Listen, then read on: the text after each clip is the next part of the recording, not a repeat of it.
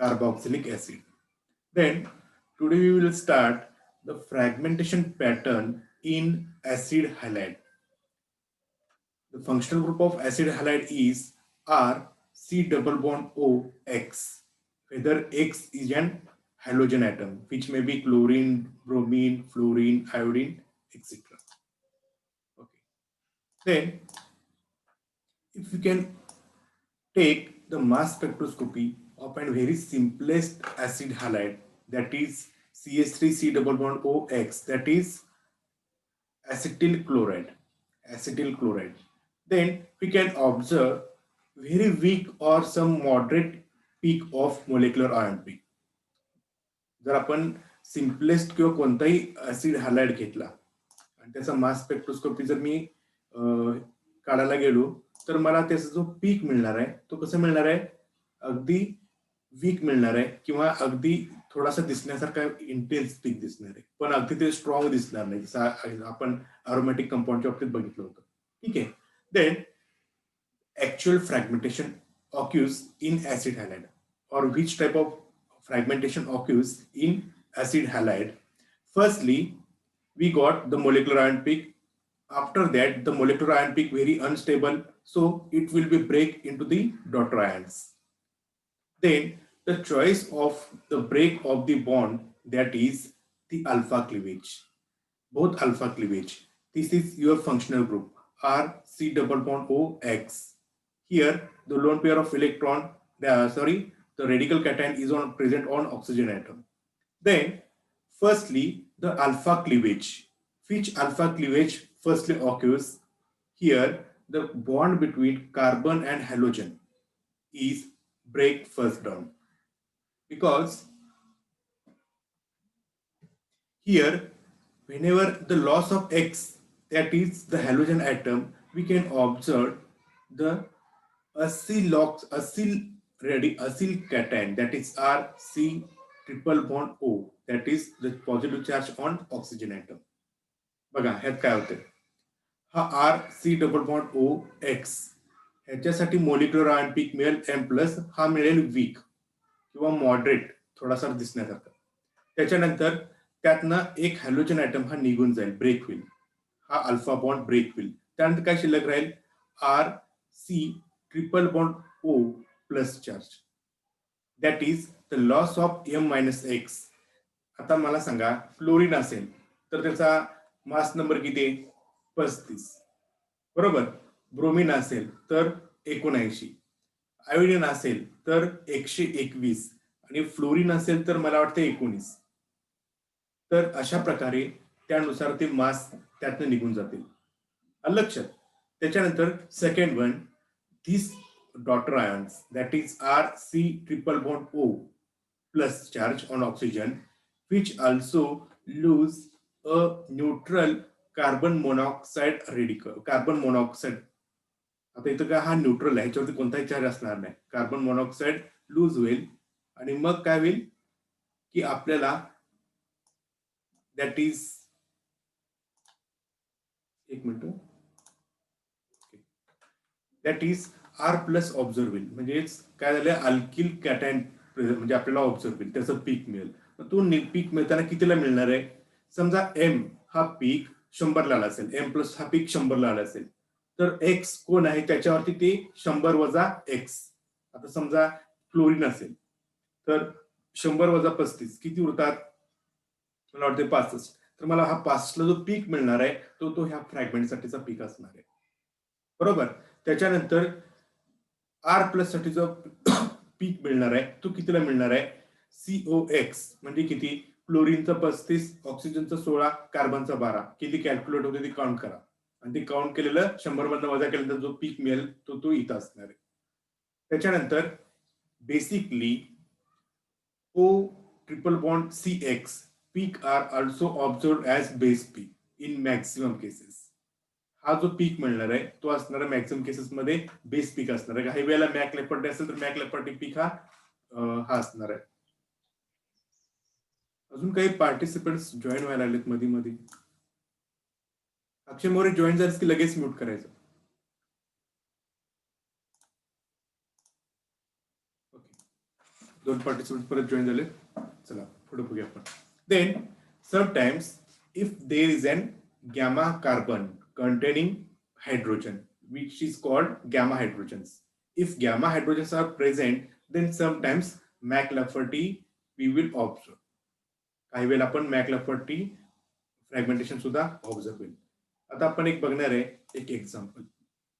ह्या एक्झाम्पल मध्ये जर तुम्ही बघितलात, yes CH3 C double bond O Cl, नाव काय ह्याचं? ऍसिटिल क्लोराइड. नाव काय ह्याचं? ऍसिटिल क्लोराइड. आता इथं मला काहीतरी मोलेक्युलर आयॉन पीक जो मिळेल तो कितीला मिळेल? CH3 म्हणजे 15, त्याच्यानंतर क्लोरीन 35, त्याच्यानंतर 15 + 35 किती झालं? 40, 50, त्याच्यानंतर 16 आणि 12 हे जर काउंट केला तर मला कितीला पीक मिळेल? मोलेक्युलर आयॉन पीक 78 ला. तो पीक मिळेल तो थोडासा वीक मिळेल. तो पीक कसा मिळेल? थोडासा वीक मिळेल. परत मला परत एक पीक मिळेल तिथे M+2 ला परत एक पीक मिळेल 80 ला. आता हा पीक कशामुळे आला असेल? M+2 पीक कशामुळे आला असेल? कोणी सांगू शकाल? स्वतःच म्यूट काढा, लगेच तुम्ही सांगू शकताय. ऍसिटिल क्लोराइड घेतल्यानंतर मला 78 आणि 80 ला पीक मिळत आहेत. येस, तर हे दोन पीक का मिळाले? कोणी सांगू शकाल?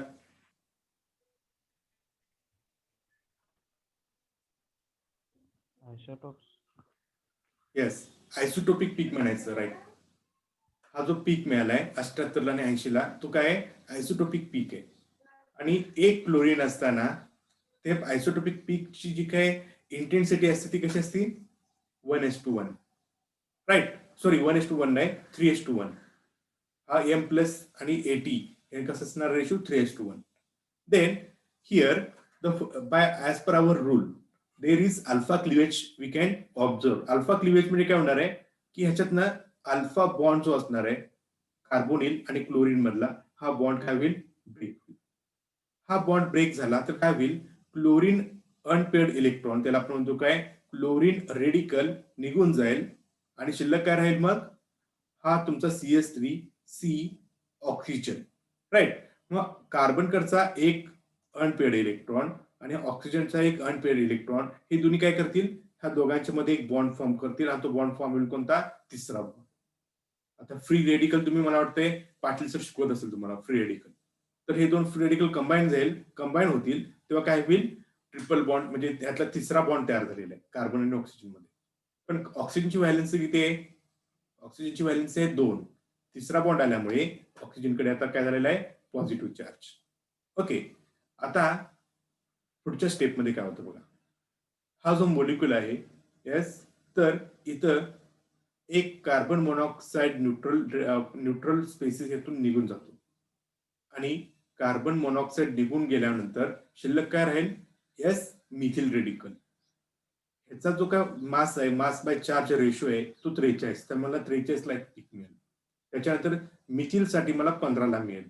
ओके, त्याच्यानंतर आणखी एक महत्वाचा भाग आहे, तर तो आहे इथला क्लिवेज. हा अल्किल आहे CH3 आणि हा कार्बोनिल, ह्या दोघांच्या मध्ये सुद्धा काय आहे? अल्फा बॉन्ड आहे. हा सुद्धा बॉन्ड ब्रेक होतो, पण इथं ब्रेक होताना काय होतं? CH3 कडे रेडिकल जातो आणि कार्बोनिल कडे यस एक रेडिकल होतो. तो रेडिकल आणि ऑक्सिजन रेडिकल कंबाईन होईल, हा एक फ्रॅगमेंट तयार होतो आणि तो पीक कितीला मला मिळेल? 63 ला. समजा आपल्या लॅबमध्ये ऍसिटिल क्लोराइड आहे आणि आपल्याकडे समजा मास स्पेक्ट्रोस्कोपीचा इन्स्ट्रुमेंट सुद्धा अवेलेबल आहे. ओके, तर मी काय करणार आहे? ऍसिटिल क्लोराइडचा एक ड्रॉप मास स्पेक्ट्रोस्कोपी ह्या इन्स्ट्रुमेंट मध्ये मी ऍड केलो, तर मला माझ्या कॉम्प्युटर स्क्रीनवरती त्याचं मास स्पेक्ट्रा ऑब्झर्व होईल.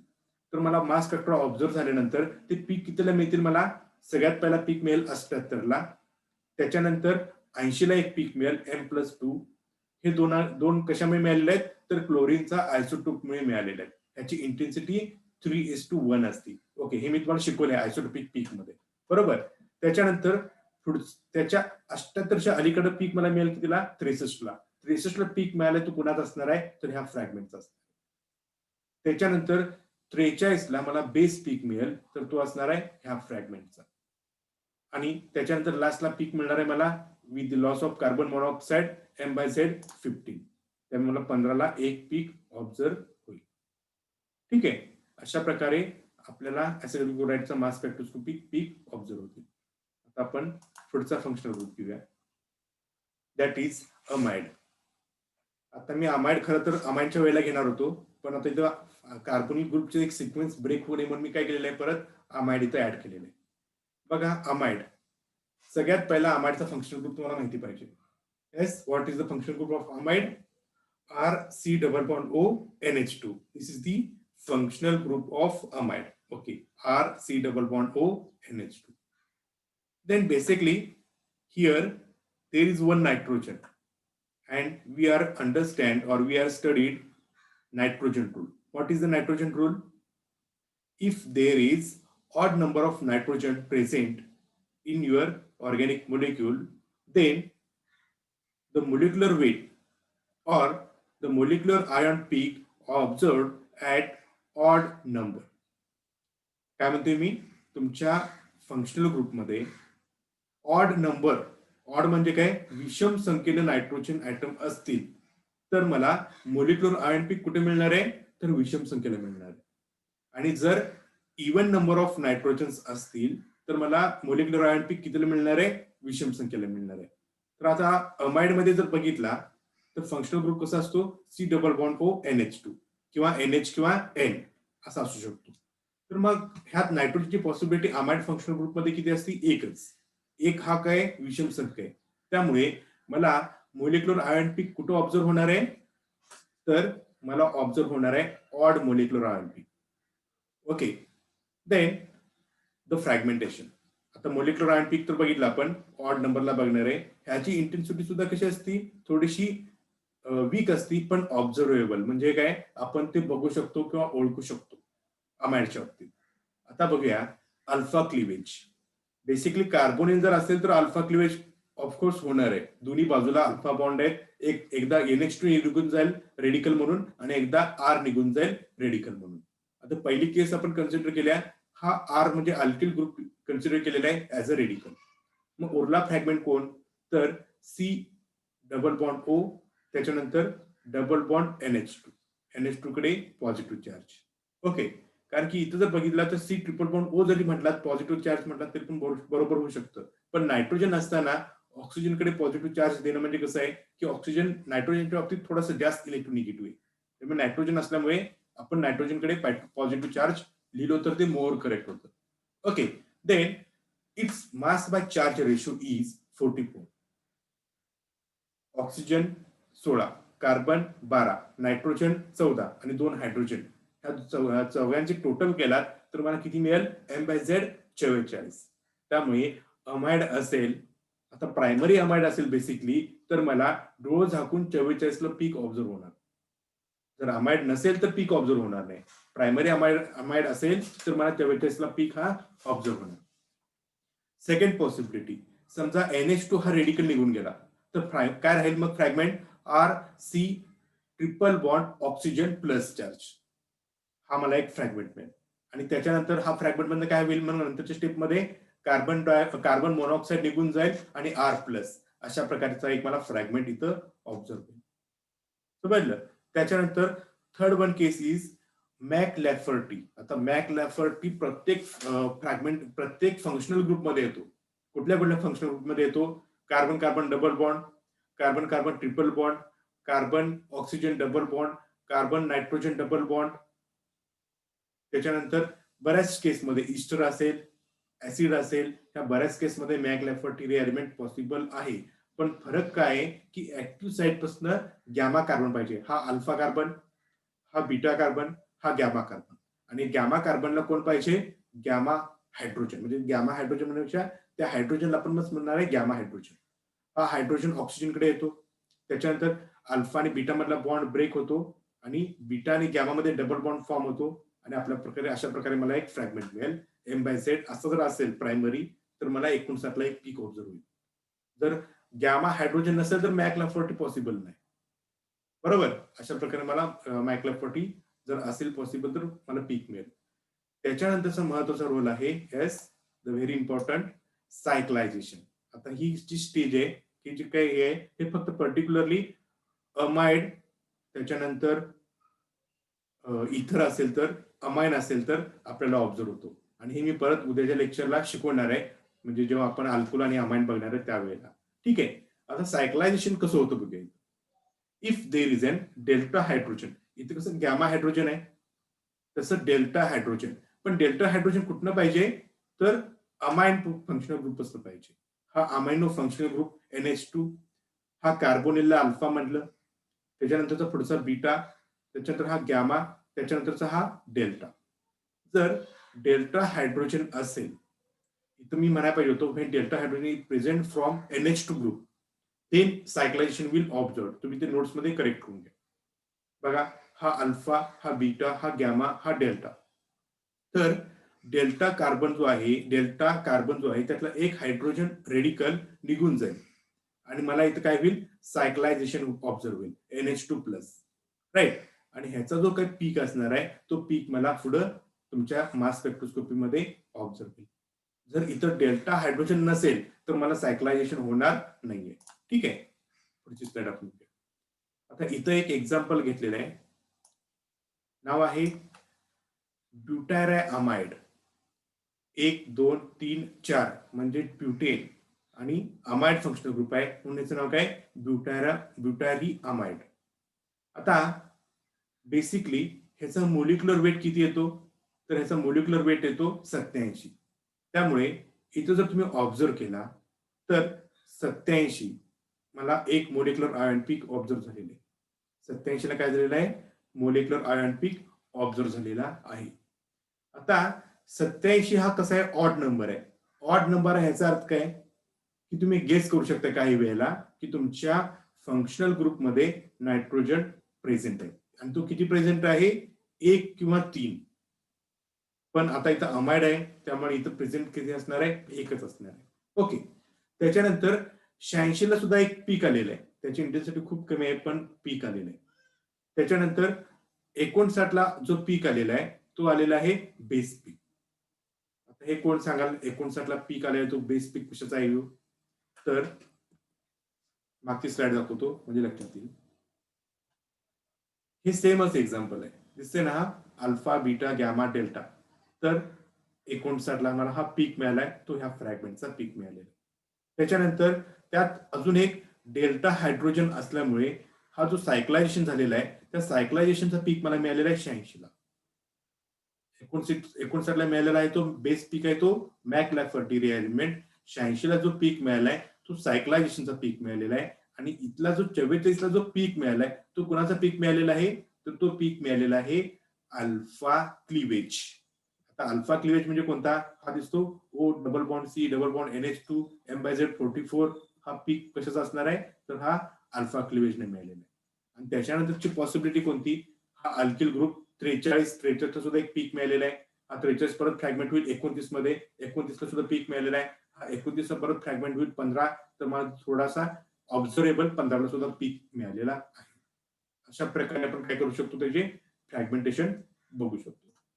आता एक अरोमॅटिक अमाइड बघतोय आपण. आता अरोमॅटिक अमाइड असल्यामुळे थोडं काही ठिकाणी आपल्याला सायक्लायझेशन होणार नाही, काही ठिकाणी मॅक लॅफर्टी ऑब्झर्व होणार नाही. ओके. तर आता आपण बघूया, ह्याचा जर मोलिक्युलर वेट कॅल्क्युलेट केला तर येतो 121. त्यामुळे एक्झॅक्टली 121 ला मला त्याचा काय झालेला आहे, मोलिक्युलर आयॉन पीक ऑब्झर्व झालेला आहे. कितीला, 121, 121. सेकंड पॉसिबिलिटी आहे, yes, the loss of firstly the alpha cleavage. Alpha cleavage कसं होईल होता, येस, अल्फा क्लिवेज. तर हा NH2 निघून जाईल. NH2 निघून झाल्यानंतर जे काही येईल तो त्याचा पीक मिळेल, ऑब्झर्व होईल मला 105 ला. त्याच्यानंतर हा अल्फा क्लिवेज, पहिल्यांदा मी NH2 काढून टाकला तर 105 ला पीक ऑब्झर्व झाला.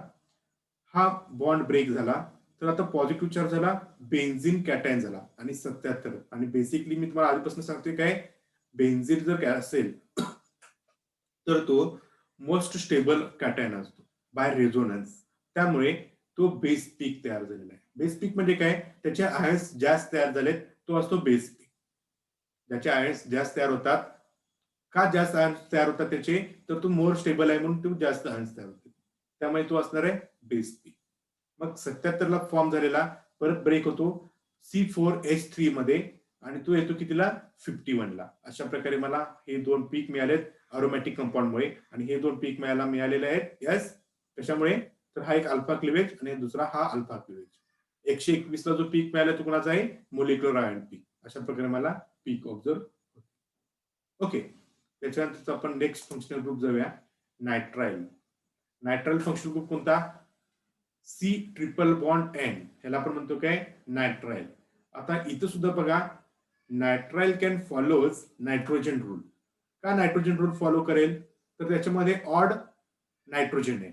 सीएन मध्ये जो नायट्रोजन आहे त्यातला एक नायट्रोजन आहे तेव्हा फंक्शनल ग्रुप बनेल नायट्राइल. त्यामुळे एक ऑड नायट्रोजन असल्यामुळे ऑड एम प्लस काय मिळेल मला ऑड एम प्लस आणि ऑड एम प्लस मिळाल्यानंतर तो काय होईल मला वीक मोलिक्युलर आयन आपल्याला ऑब्झर्व होईल. वीक मोलिक्युलर आयन पीक ऑब्झर्व होईल. बेसिकली मोलिक्युलर आयन पीक वीक दिसण्याचे वीक असण्याचे कारण काय तर ते मोलिक्युलर आयन पीक अनस्टेबल असतात. आता मी सगळ्यात शेवटचा जो भाग ठेवलाय फंक्शनल ग्रुप अल्कोहोल तर अल्कोहोलच्या बाबतीत मला मोलिक्युलर आयन पीकच मिळत नाही. कोणताही अल्कोहोल घ्या तर त्याची मोलिक्युलर आयन पीकच मिळत नाही कारण की मोलिक्युलर आयन पीक अल्कोहोलचे हायली अनस्टेबल असतात. त्यामुळे आपल्याला त्याचं मोलिक्युलर वेट काढता येत नाही. ठीक आहे आता आपण जाऊया nitriles. Then the very first rule is that principal degradation is the loss of an hydrogen atom from an alpha carbon. हा R CH2 CN आहे. हा CN म्हणजे नायट्राइल हा फंक्शनल ग्रुप झाला.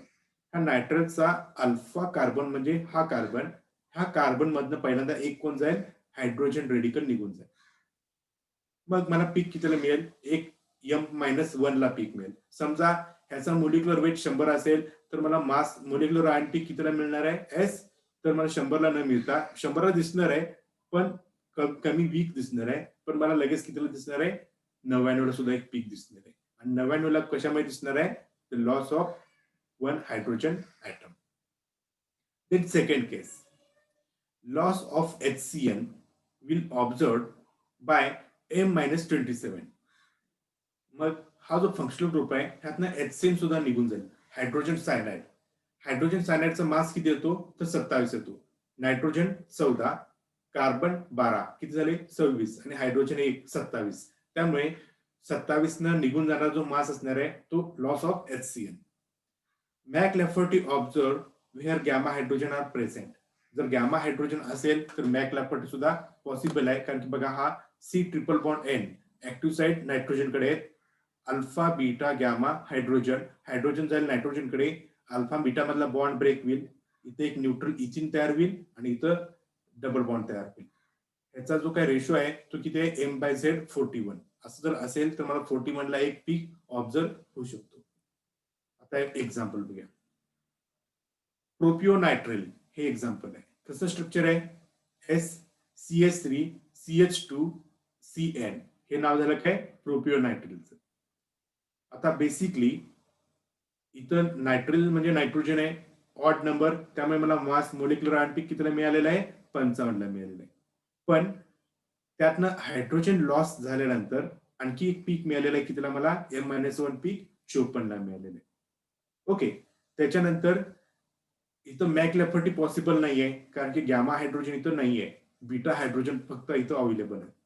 त्याच्यानंतर राहिला कोणता फ्रॅगमेंट लॉस ऑफ HCN म्हणजे एक्झॅक्टली प्रोपिओनायट्राइल मधनं HCN गेलं CH3CH2 CH3CH2 आणि CN ह्यामधनं HCN गेला तर शिल्लक काय राहील CH3CH आणि CH3CH किती होईल त्याचा मोलिक्युलर वेट तर त्याचा मोलिक्युलर वेट होईल 28. तर मला 28 ला हा पीक मिळेल किंवा HCN मध्ये काय होईल 27. 55 मधनं 27 वजा करा किती होतं बघा तर मला 28 येतात. त्यामुळे एक्झॅक्टली 28 ला जो पीक मिळालाय लॉस ऑफ HCN तो काय आहे बेस पीक. जर मॅक लॅफर्टी पॉसिबल असेल तर मॅक लॅफर्टीचा पीक असता बेस पीक. ओके आता आपण बघूया पुढचं एक्झाम्पल दॅट इज पेंटेनेनायट्राइल.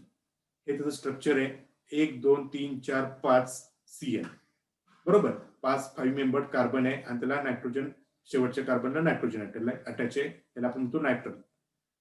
ह्याचा जर ह्याचा मास नंबर कितीला मिळालेला आहे 83. त्याच्यानंतर 82 ला सुद्धा पीक असणार आहे, बट इट इज नॉट ऑब्झर्वेबल, आपल्याला दिसत नाही. पण काही ठिकाणी फ्रॅगमेंट, मॅक्झिमम ठिकाणी फ्रॅगमेंट हा होतच.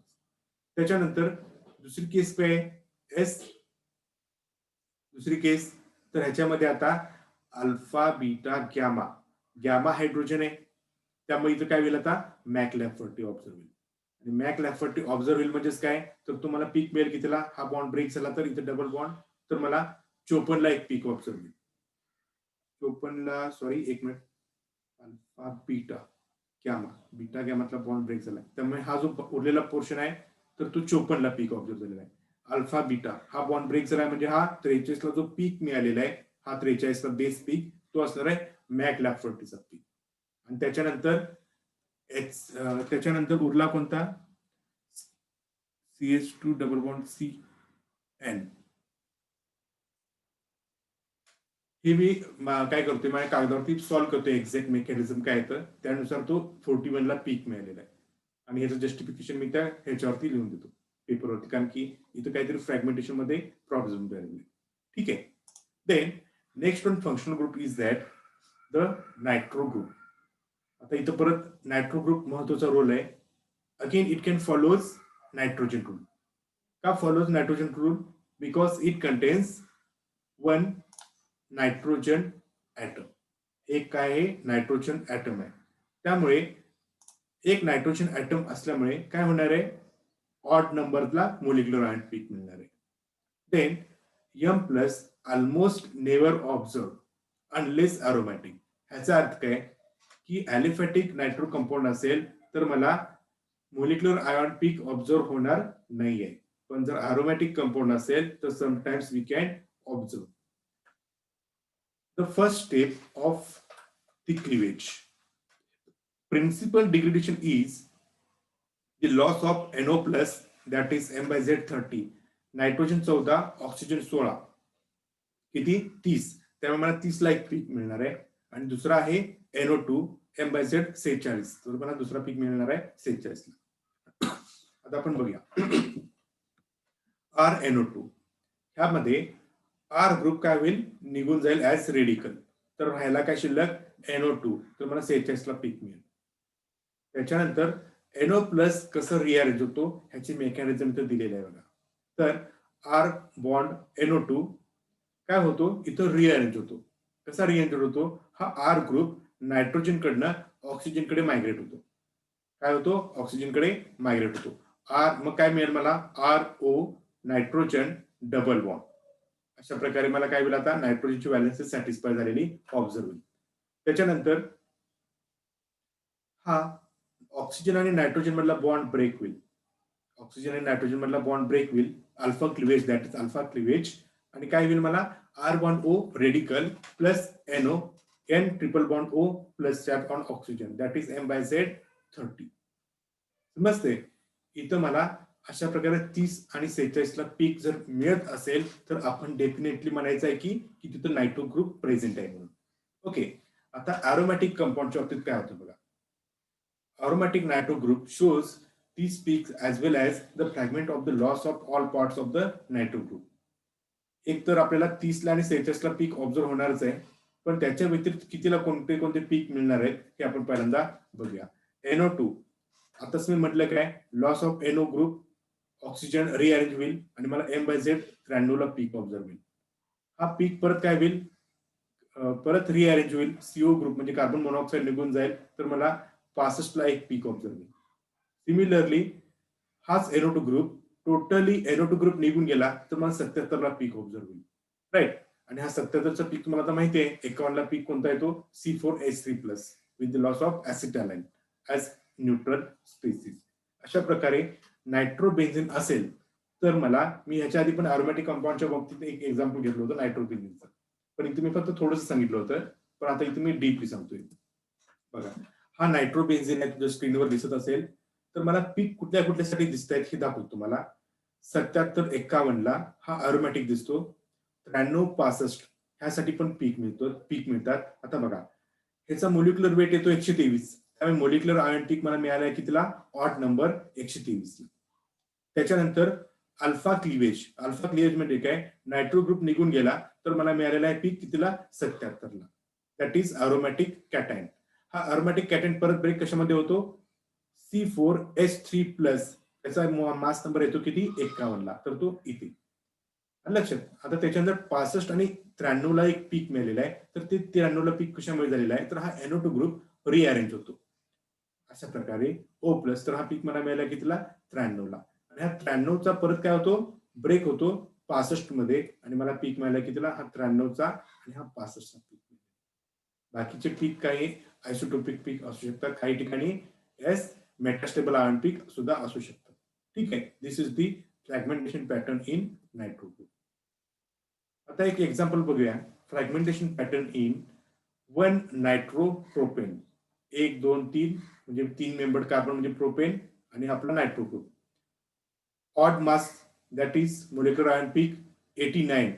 बघा इथं दिसतो काय, 80 पर्यंत स्केल आहे, 90 स्केल सुद्धा नाहीये, but it can be, we do not observe this molecular ion peak that is 89. त्याच्यानंतर 46 ला एक पीक मिळालेला आहे, त्याच्यानंतर 30 ला एक पीक मिळालेला आहे. 46 ला पीक कुणामुळे मिळतो, NO2 प्लस म्हणून मिळतो, आणि 30 ला पीक कशामुळे मिळतो, NO plus. That is NO plus हा रिअरेंज पीक आहे, NO2 काय अल्फा क्लिवेजने ब्रेक झालेला आहे. मग 46 निघून गेला तर उरलेला जो काही पोर्शन असतो, तर तो पोर्शन राहतो 43, आणि तो 43 ला जो पीक मिळालेला आहे CH3 CH2 CH2 प्लस, तो आहे बेस पीक. तो आहे बेस पीक. हा बेस पीक सुद्धा परत काय होतो, फ्रॅगमेंट होतो 29 मध्ये, 15 मध्ये. इथं 15 ला एक पीक दिसतो बघा, त्याच्यानंतर 29 ला सुद्धा एक छोटासा पीक दिसतो. हे थोडेसे आयन्स म्हणजे कॅटायन्स कसे अनस्टेबल आहेत, त्यामुळे त्याची इंटेन्सिटी थोडीशी कमी राहिलेली आहे. दिस इज दी 1 नायट्रोप्रोपेन. आता आपण करूया पी नायट्रोटोलिन. परत it can followers odd nitrogen rule, odd molecular ion peak that is 137. आता 137 ला आपण बघितलं अरोमॅटिकचा मोलिक्युलर आयन पीक कसा असतो, नायट्रो ग्रुपचा थोडंसं जास्त स्ट्रॉंगर असतो, मोर स्टेबल असल्यामुळे. दॅट इज अल्फा क्लिवेज पहिला होईल, त्यामुळे NO2 ग्रुप निघून गेला, उरलेला पोर्शनला मला पीक मिळाला 91 ला बेस पीक. त्याच्यानंतर परत C5H5 प्लस हा एक पीक मला मिळालेला आहे 65 ला. ओके. त्याच्यानंतर 65 प्लस इथं मिथिल ग्रुप आहे, राईट. त्याच्यानंतर हा मिळालेला आहे 107 ला, जो मागाशी मागच्या स्लाइड मध्ये आपण बघितला तर तो 93 ला मिळत होता. 93 मध्ये परत 15 ऍड करा, किती उरतात, 93 मध्ये 15 नाही, सॉरी 14 ऍड करा, कारण की इथला एक हायड्रोजन कमी झाला. 14 ऍड करा तर मला मिळेल कितीला, 107, राईट. अशा प्रकारचे हे सगळे पीक आहेत. हे मी सगळं परत काय करतोय, काल जसं सॉल्व्ह करून पाठवले PDF करून, तसे सगळे प्रॉब्लेम्स मी तुम्हाला सॉल्व्ह करून पाठवतो. ठीक आहे. आता आपण बघूया फ्रॅगमेंटेशन पॅटर्न इन हॅलोजन. आता हॅलोजन मध्ये बरंचसं कन्फ्युजन आहे, बरंचसं फ्रॅगमेंटेशन वेगवेगळ्या प्रकारचे आहेत, तरी पण आपण ऍज आपलं part of syllabus we have to study this. Halogen, fragmentation in halogen. Firstly, halogenated compound often give good M+. Halogen compound जर असेल तर त्याच्यामध्ये मोलिक्युलर आयन पीक थोडीशी इंटेन्सिटी जास्त असते.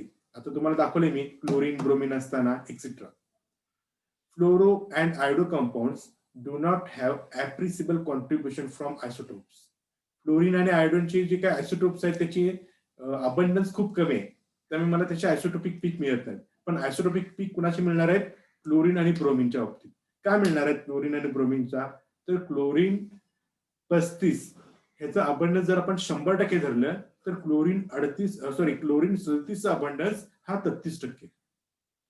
ब्रोमीन 79 चा अबंडन्स जर आपण समजा 100% धरलं तर ब्रोमीन 81 चा अबंडन्स किती आहे, 98% आहे. म्हणजे 100 आणि 98 जवळपास एकाच एक प्रमाण.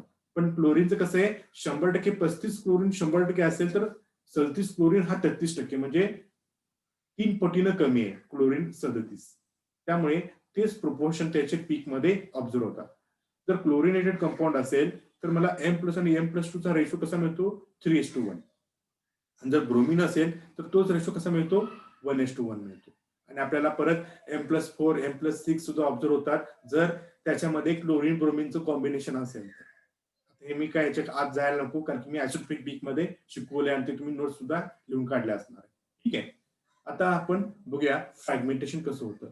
1 मिनिट 40 सेकंड शिल्लक आहे. मी फ्रॅगमेंटेशन स्टार्ट करण्यापेक्षा इथे स्टॉप करतो आणि परत तुम्ही काय करा, मीटिंग रीजॉईन. आज आपल्याला हॅलोजन संपवायचं. ठीक आहे, मी इथे स्टॉप करतो.